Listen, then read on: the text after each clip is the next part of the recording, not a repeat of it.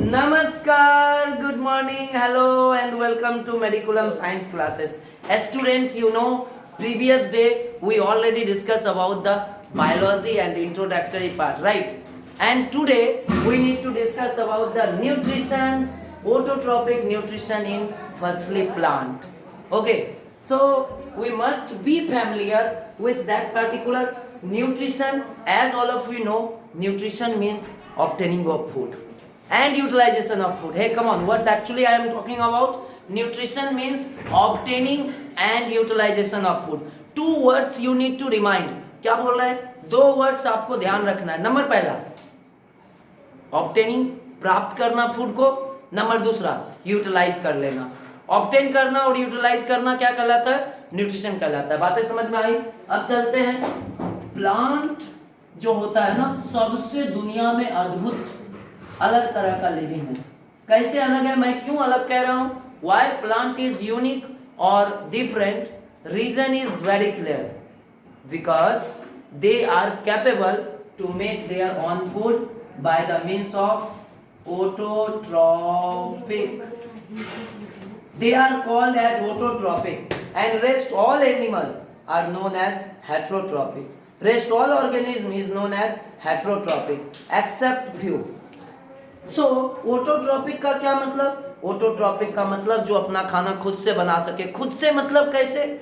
खुद से तो मम्मी भी बनाती है. खुद से मतलब कैसे?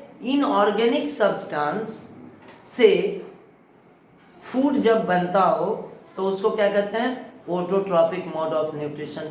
सर ऑर्गेनिक और इनऑर्गेनिक का क्या है यार, हमको तो पता ही नहीं ऑर्गेनिक क्या होता है, इनऑर्गेनिक. तो समझ लो, जब कोई वाटर, जब कोई नॉन लिविंग चीजों से ना खाना बनता हो ना, तो फिर वो क्या हो रहा है? Yes, inorganic. जैसे कार्बन डाइऑक्साइड, वाटर, इन दोनों का कॉम्बिनेशन हो जाए, कार्बन डाइऑक्साइड, वाटर, और फिर ये दोनों चीजों को यूज कर रहा है कौन? सनलाइट के प्रेजेंस में क्लोरोफिल सनलाइट को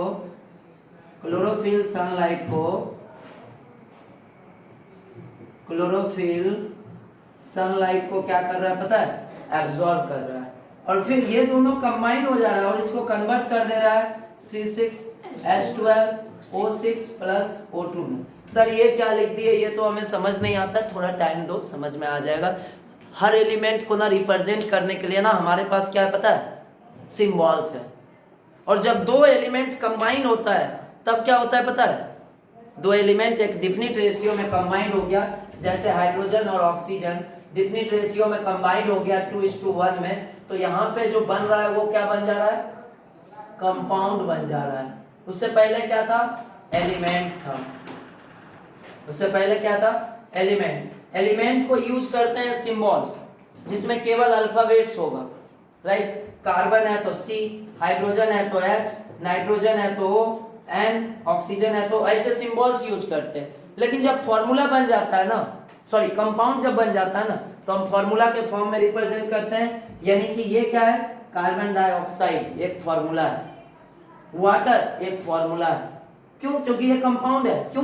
क्योंकि इसमें दो एलिमेंट है. समझ में आ रहा है? Very good. अभी ये भी एक फॉर्मूला है, मतलब ये भी एक कंपाउंड है, ये भी ऑफ कोर्स एक कंपाउंड है. तो ये बहुत इंपॉर्टेंट डिस्कशन था. लाइक CO2 एक कंपाउंड, वाटर दूसरा कंपाउंड, ये कंबाइंड होता है ग्लूकोज और ऑक्सीजन में. यहां से ना जिसने इस इक्वेशन को समझ लिया ना सही से, उसका सारा फोटोसिंथेसिस का फंडा क्लियर हो जाएगा. कैसे? डेफिनेशन ना यहीं से क्लियर होने वाला है. डेफिनेशन आप कितना भी बना लो यहीं से बनने वाला है. क्या बनाएंगे? When carbon dioxide and water combined in the presence of sunlight and chlorophyll then forms glucose and oxygen is called photosynthesis. ऐसे बोल सकते हैं. या दूसरे तरीके से, photosynthesis is the process in which glucose is formed by the help of carbon dioxide and water in the presence of sunlight and chlorophyll. या हम दूसरे तरीके से बोल सकते हैं कि carbon dioxide and oxygen combine to form glucose and oxygen in the presence of sunlight and chlorophyll. आप कैसे भी बोलो, आपका समझ सबसे ज्यादा इंपॉर्टेंट है। आपका समझ हो जाएगा, आप हमेशा किसी भी तरीके से आंसर बोलोगे, हमेशा सही होगा। तो चलते हैं, डेफिनेशन हमें समझ में आ गया कि कार्बन डाइऑक्साइड वाटर एक साथ आता है, उसमें क्या बन जाता है, ग्लूकोज और ऑक्सीजन सनलाइट और क्लोरोफिल के प्रेजेंस में। क्या ये बातें क्लियर है? Very good. तो अब जो चीजें हमें समझना है ना, वो इक्वेशन हमें समझ में आ गया। अच्छा सर, इक्वेशन क्या होता है? इक्वेशन क्या होता है? ओके, फॉर्मूला क्या होता है और सिंबल क्या होता है? सिंबल्स क्या होता है? देखो, सिंबल्स ना एलिमेंट्स के लिए होता है, ओके। फॉर्मूला ना कंपाउंड्स के लिए होता है, और इक्वेशन ना किसी केमिकल रिएक्शन में रिएक्शन को रिप्रेजेंट करने के लिए ना हम इक्वेशन का यूज करते हैं। इसको आप सिंपल लैंग्वेज में समझे तो आपका पहले क्या बनता है, अक्षर। दो अक्षर के सार्थक मेल से क्या बनता है, शब्द। Two alphabets combined together then forms word.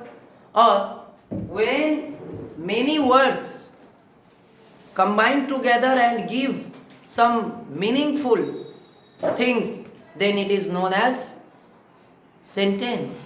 तो यहां पे आप समझ सकते हैं, एलिमेंट, सिंबल क्या है, अल्फाबेट है, फॉर्मूला क्या है, समझ में आ रहा है, वर्ड्स है, और यहाँ पे जो इक्वेशन दिए है वो क्या है, एक तरह का सेंटेंस है। कंबाइन करके देखेंगे तो ये केमिकल रिएक्शन होता है। कार्बन डाइऑक्साइड और वाटर एक साथ आकर के ग्लूकोज और ऑक्सीजन में बदल जाता है, ये केमिकल रिएक्शन है। अब समझते हैं अगला इसका पॉइंट कि एक्सपेरिमेंट ये हो कहाँ रहा होता है। कुछ फैक्ट्स पे बात कर लेते हैं। ये कार्बन डाइऑक्साइड को कौन एब्जॉर्ब करने वाला है, तो इस तरह का एक स्ट्रक्चर होता है लीव्स के पास। आपको तो पता ही है, leaves is the food factory of plant. तो यहाँ पे क्या होगा, ये ना एंटर कर जाएगा CO2 किसके अंदर, स्टोमेटा के थ्रू। क्लियर है? स्टोमेटा के थ्रू लीव्स के अंदर जा रहा है कौन, CO2। अब देखो, अब क्या हो गया, अब स्टोमेटा के अंदर गया। अब देखो, वाटर को कौन एब्जॉर्ब करेगा, रूट करेगा कि नहीं करेगा, ऑफ कोर्स करेगा, रूट करेगा।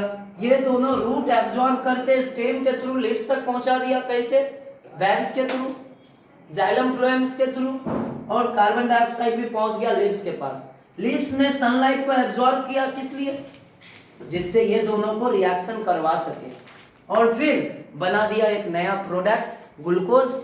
और ये बनाना जरूरी था, क्यों, क्योंकि प्लांट को छोड़ करके कोई भी लिविंग ऑर्गेनिज्म सनलाइट से डायरेक्ट फूड, डायरेक्ट एनर्जी नहीं ले सकता है। वो एनर्जी ले सकता है लिविंग ऑर्गेनिज्म सिर्फ और सिर्फ केमिकल फॉर्म में, सोलर फॉर्म में एनर्जी नहीं ले सकता है। सोलर प्लेट नहीं है, और ना ही हम लोग जादू हैं। जादू याद है, क्रिस कोई मिल गया मूवी में, वो पर्सन उससे पूछता है ना, क्या खाना खाओगे, धूप। और वो धूप मतलब क्या, उसको एनर्जी मिल जा रहा था, लेकिन आपको नहीं मिलेगा।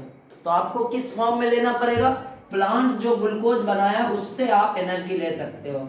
Energy for all living, energy for all living, सभी लिविंग एनर्जी ले सकता है, कहां से, ग्लूकोज से। और ये ऑक्सीजन ना, देखो यहाँ पे ना एक फिल्टर लगा हुआ है, CO2 को प्लांट एब्जॉर्ब कर रहा है और ऑक्सीजन रिलीज कर रहा है फोटोसिंथेसिस के प्रोसेस में। तो ये बहुत इंपॉर्टेंट एक डिस्कशन था। अभी स्टोमाटा ना कार्बन डाइऑक्साइड को कैसे एब्जॉर्ब करता है पता है, अपने जो पोर्स है ना, इसको पहले कहते हैं कि क्या है ये समझ लो, इसको कहते हैं गार्ड सेल। ये जो दो बीन सीड सेल है ना, इसको क्या कहते हैं, गार्ड सेल। गार्ड सेल ना कभी फैल जाता है, कभी सिकुड़ जाता है, उसके पास क्षमता है। Sometime guard cell either expand और समटाइम गार्ड सेल में भी shrink. Due to shrinkage and expansion, there are some space create between them, and during that condition carbon dioxide is absorbed and oxygen is released from. इसके अलावा carbon dioxide और oxygen को absorb और release करने के अलावा एक काम और है, उसका नाम है एक्सेस ऑफ वाटर। जो एब्जॉर्ब करेगा ना रूट, उसको भी वेपर में बदल करके कौन रिलीज करेगा, स्टोमेटा ही करेगा। तो स्टोमेटा का 3 काम हुआ, कार्बन डाइऑक्साइड को एब्जॉर्ब करना, ऑक्सीजन को रिलीज करना, और ट्रांसपिरेशन के through water, excess of water को रिलीज कर देना।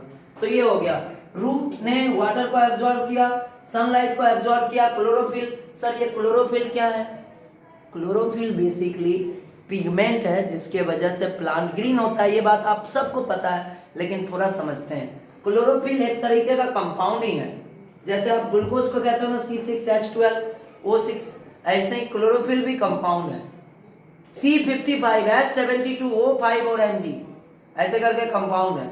लेकिन अभी अपने को उतना याद रखने का जरूरत, याद रखने का नहीं, समझ में आया? तो चलो उतना याद नहीं रखना है, ठीक है, कोई बात नहीं। क्लोरोफिल भी एक कंपाउंड है, लिक्विड सब्सटेंस है, जो रहता कहाँ है पता है? क्लोरोप्लास्ट में। कहाँ रहता है? क्लोरोप्लास्ट। क्लोरोप्लास्ट कहाँ रहता है? सेल्स के अंदर। और सेल्स कहाँ रहता है? सारे लिविंग के अंदर।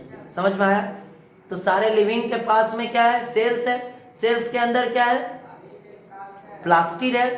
प्लांट सेल में से, क्योंकि फोटोसिंथेसिस करना किसको है? प्लांट को। तो प्लांट सेल में प्लास्टिड है, प्लास्टिड के अंदर क्लोरोप्लास्ट है, और क्लोरोप्लास्ट के अंदर क्या है? क्लोरोफिल। नारियल वाला फीलिंग आ रहा है? बहुत सारा अंदर अंदर अंदर, समझ में आ रहा है? हाँ हाँ हाँ, वेरी गुड। तो चलो ये बात तो हमें समझ में आ गया कि एनर्जी हम ले सकते हैं ग्लूकोज के फॉर्म में, और पूरे उस दुनिया में सनलाइट से हम सबको एनर्जी दिलवाने वाला एक ही है। वो कौन है पता है? प्लांट। क्योंकि प्लांट CO2 H2O को कंबाइन करके ग्लूकोज में लाता है और हम सबको एनर्जी देता है। कौन? ग्लूकोज। तो ये बात आज के वीडियो में बहुत इंपॉर्टेंट था आपको समझाना। इसके अलावा फोटोसिंथेसिस का रेट कब ज्यादा होगा, कब कम होगा, ये समझो। सनलाइट ना जब रेड कलर का होगा, या ग्रीन लाइट ना, ग्रीन लाइट जब पड़ रहा हो ना प्लांट के ऊपर, तब सबसे कम फोटोसिंथेसिस होगा। जबकि रेड लाइट हो या येलो लाइट हो तो ऐसे केसेस में फोटोसिंथेसिस का रेट बड़ा तेज होगा। यदि बहुत ज़्यादा टेम्परेचर हाई होगा तो एक लेवल तक क्या होगा? फोटोसिंथेसिस का रेट तो हाई होगा, लेकिन 55 के बाद फोटोसिंथेसिस होना ही बंद हो जाएगा। तो ये भी एक इम्पॉर्टेंट फैक्टर है। सनलाइट, वाटर का अवेलेबिलिटी भी इम्पॉर्टेंट है, इसलिए तो इरिगेशन का प्रोसेस करते हैं। तो ये सब एक बहुत इम्पॉर्टेंट डिस्कशन था। आप कैसे टेस्ट करोगे प्रेजेंस ऑफ स्टार्च को? प्रेजेंस ऑफ ग्लूकोज ही बताएगा कि प्लांट कहीं फोटोसिंथेसिस कर रहा है या फिर नहीं कर रहा है। आप टेस्ट कैसे करोगे कि कोई प्लांट फोटोसिंथेसिस कर रहा है या नहीं? तो उसका एक तरीका है कि यदि कहीं पर ग्लूकोज जमा हो रहा है, मतलब फोटोसिंथेसिस हो रहा है तभी तो ग्लूकोज बन रहा है, तभी तो जमा हो रहा है, और फोटोसिंथेसिस हो रहा है, इस बात का सबसे बड़ा एविडेंस यही है। हमको कैसे पता चलेगा कि ग्लूकोज है? खा के देखेंगे, क्या मीठा लगेगा? नहीं नहीं नहीं, आयोडीन सॉल्यूशन डालेंगे, यदि ब्लू ब्लैक हो जाता है तो हम कैसे समझेंगे फोटोसिंथेसिस हो रहा है? समझ रहे हो? और हो सकता है ऑलरेडी प्लांट अपना फूड को स्टोर करके रखा हो। तो इसके लिए हम क्या करते हैं, जिस भी एक्सपेरिमेंट्स को करना है उस प्लांट को 2-3 दिन तक ना कहाँ छोड़ देते हैं पता है? अंधेरे में, ताकि उसका सारा स्टार्च जो यूज हो सकता है उसके पास होगा, सब यूज हो जाएगा। और ये जो प्रोसेस है कि 2-3 दिन तक अंधेरे में रख देना प्लांट को, इसको क्या कहते हैं पता है? D starching. क्या कहते हैं? D starching. D starching. Starch मतलब जानते हैं आप? स्टार्च ग्लूकोज को स्टोर करता है प्लांट किस फॉर्म में? फूड को स्टार्च के फॉर्म में, और उसको जो है स्टार्च को रिलीज कर देना, उपयोग कर लेना, उसको क्या कहते हैं? D starch plant. समझ में आया? अब अगले सेक्शन ऑफ वीडियो में हम लोग समझने वाले हैं कि प्लांट जो होगा उसको हम किस तरीके से एक्सपेरिमेंट्स कर सकते हैं कि carbon dioxide is necessary, really water is necessary, really chlorophyll is necessary, really sunlight is necessary. इसको एक्सपेरिमेंट्स के थ्रू देखेंगे। Thank you a lots to see that particular video. और फिर अगले वीडियो में हम लोग एक्सपेरिमेंट्स देखेंगे, वो होगा आपके क्लास का 3rd वीडियो, और प्रोबेबली वो होगा आपके इस टॉपिक का लास्ट वीडियो। Thank you.